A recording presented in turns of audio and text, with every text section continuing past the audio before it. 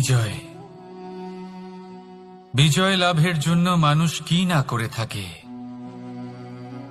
যে কোনো সম্ভাব্য প্রচেষ্টা করে, কিন্তু নিজের বিজয় লাভের জন্য বাজিতে যা ইচ্ছে তাই রেখে দেওয়া কি উচিত কাজ?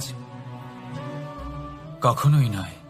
নিজের হারানো সম্মান, নিজের হারানো সম্পত্তি, নিজের হারানো অধিকার ফিরে পাওয়ার শুধু একটাই পথ রয়েছে, আর তা হলো পুরুষার্থ, দ্যুতক্রিয়া নয়। যে মানুষ নিজেই হেরে গেছে, নিজেই নিজের জয়লাভ করার জন্য অন্য কাউকে কিভাবে বাজিতে রাখতে পারে? এ হলো সম্পূর্ণরূপে অনুচিত।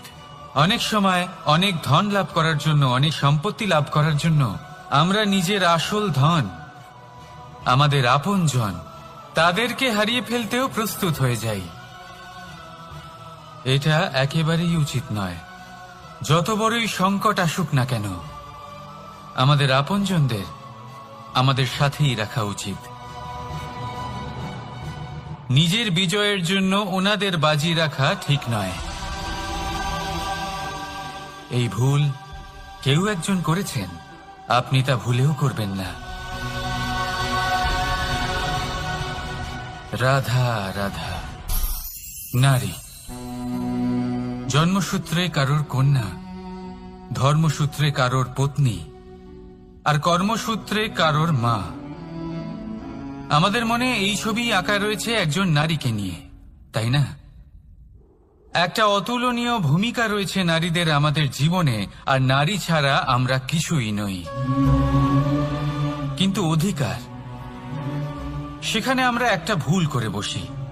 যখন নারী একজন কন্যা থাকে, যখন সে জন্ম নেয়, তখন তার ওপর অধিকার থাকে তার পিতার। আর তারপর যখন বিয়ে হয়ে যায়, তখন তার অস্তিত্বের উপর অধিকার থাকে তার স্বামীর। আর যখন তিনি মা হন, তখন নিজেই তিনি জীবনের সমস্ত অধিকার দিয়ে দেন তার সন্তানকে। কিন্তু আমরা কি কখনো এটা ভেবেছি এই জীবন হলো তার নিজের? যে নারী সবার কল্যাণ করছেন, তার জীবনের অধিকারও তার কাছেই থাকা উচিত, তাই না? তার নিজের জীবনের সিদ্ধান্ত সে নিজেই নিতে পারেন, নিজেই নিজের ভাগ্যের রচয়িতা হতে পারেন। আর এর জন্য আমাদের নিজেদের পাল্টাতে হবে, দৃষ্টিভঙ্গি পাল্টাতে হবে।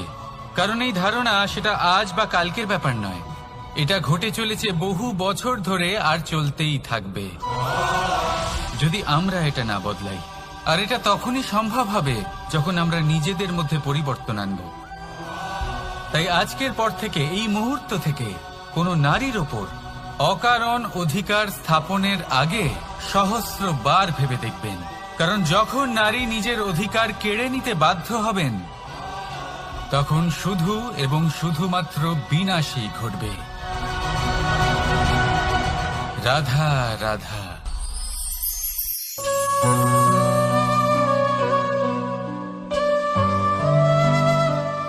নারী, পুরুষরা যাকে নাম দিয়েছেন ত্রিয়া, কেন দিয়েছেন, কে দিয়েছেন, কেউ তা জানে না।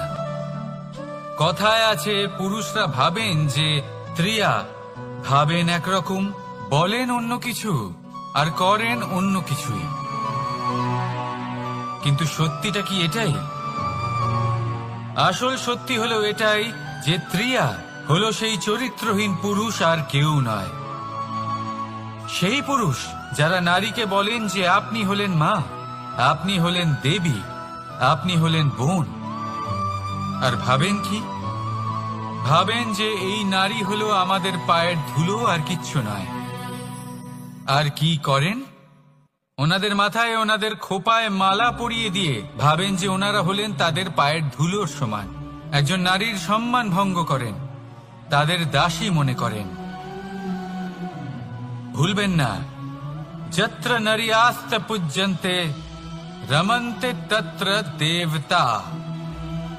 অর্থাৎ যেখানে নারীকে পুজো করা হয়, সেখানে ঈশ্বর বাস করেন।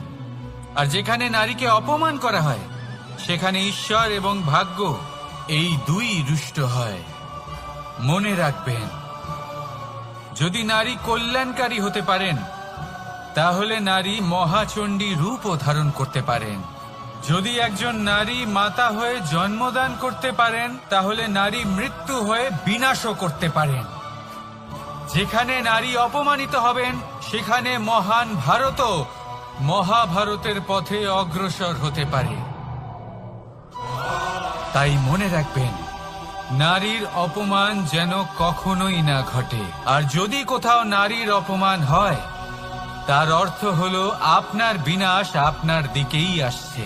আর এটা হলো তার প্রথম পদক্ষেপের প্রথম পদধ্বনি। রাধা রাধা। যদি সন্তান কোনো দুষ্কর্ম করে, তাহলে সেই অপরাধ শুধু কি সেই সন্তানের? না, যদি সন্তান দুষ্কর্ম করে, তাহলে অপরাধী তার মাতা পিতাও, যারা পুত্রমোহর কারণে সেই অনুচিত কাজে তাকে বাধা দেননি। অপরাধী হলেন তার পিতামহ, যিনি নিজের কর্তব্যবোধের কারণে নিজের পরিবারের যত্ন নেননি, যিনি সন্তানকে কখনো শাস্তি দেননি। অপরাধী হলেন তার সেই গুরুও, যিনি নিজের শিষ্যের সেই দুষ্কর্ম দেখেও তাকে প্রতিহতও করতে পারেননি। একজন হবু রাজার কর্তব্য হলো নিজের প্রজার কাছে সে যেন এক উদাহরণ প্রস্তুত করতে পারে। কিন্তু যদি এত অনুচিত উদাহরণ প্রস্তুত হয়ে থাকে, তাহলে মা বাবার, বাড়ির বয়োজ্যেষ্ঠদের কর্তব্য হলো ওনারা যেন সেটা সেখানেই থামায়, হয় ভালোবেসে, নয়তো শাস্তি দিয়ে। যদি না থামানো হয়, তাহলে মহাভারত অবশ্যম্ভাবী। অনেক ব্যক্তির মনে একটা প্রশ্ন জাগে আমাকে আর রাধাকে নিয়ে। বলেন যে, না আমি আর রাধা একসাথে থাকি, না আমাদের বিয়ে হয়েছে, আমি এখানে দ্বারকাতে, ও ওখানে বর্ষণাতে, তাও এত ভালোবাসা কি করে? এ কেমন সম্পর্ক? আমি তাদের একটা সহজ কথা বলতে চাই। আপনি কখনো আয়নার দিকে দেখেছেন? নিজের দুই চোখের দিকে তাকিয়ে জিজ্ঞাসা করুন, এই দুই চোখ একসাথে কেন বন্ধ হয়, একসাথে কেন খোলে, একসাথে কেন ঘুমোয়, একসাথে কেন কাঁদে? আজীবন কোনো এক মানুষের সাথে সম্পর্ক রাখা অবশ্যই সম্ভব, তাদের সাথে দেখা না করে।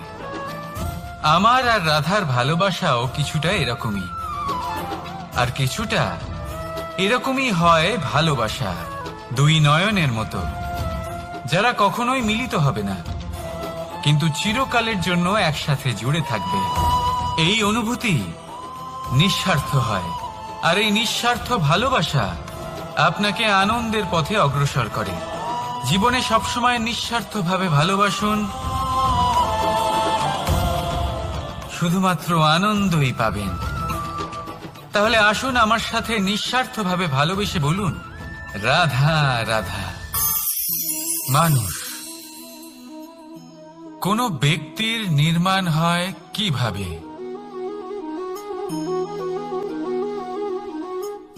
কেউ বলবেন পঞ্চতত্ত্বের দ্বারা, কেউ বলবেন আত্মা, দেহ ও চেতনার দ্বারা, কেউ বলবেন ঈশ্বরের কৃপার দ্বারা, তো কেউ বলবেন এই প্রকৃতির পরীক্ষার দ্বারা।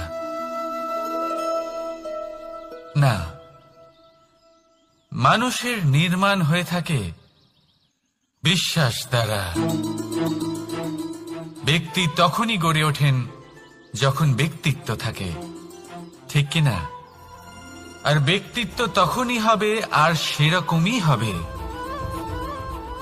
যেরকম বিশ্বাস আপনি নিজের উপরে রাখবেন। যদি আপনি মনে করেন আপনি বিষের ন্যায় হবেন, তাহলে আপনি বিষাক্তই হবেন। যদি আপনি এটা মনে করেন যে আপনি অমৃতের ন্যায় হবেন, তাহলে আপনি অমরই হয়ে যাবেন। যদি আপনি নিজের উপরে বিশ্বাস রাখেন যে আপনি সংসারের সব থেকে উঁচু পর্বতের শিখরে পৌঁছতে পারবেন, তাহলে আপনি অবশ্যই পৌঁছবেন। যদি আপনার এরকম মনে হয় যে আপনি এরকম কখনো করতে পারবেন না, তাহলে এরকম কখনোই হবে না। ভেবে দেখবেন, বিশ্বাসের মধ্যেই বিশ্ব বাস করে থাকে।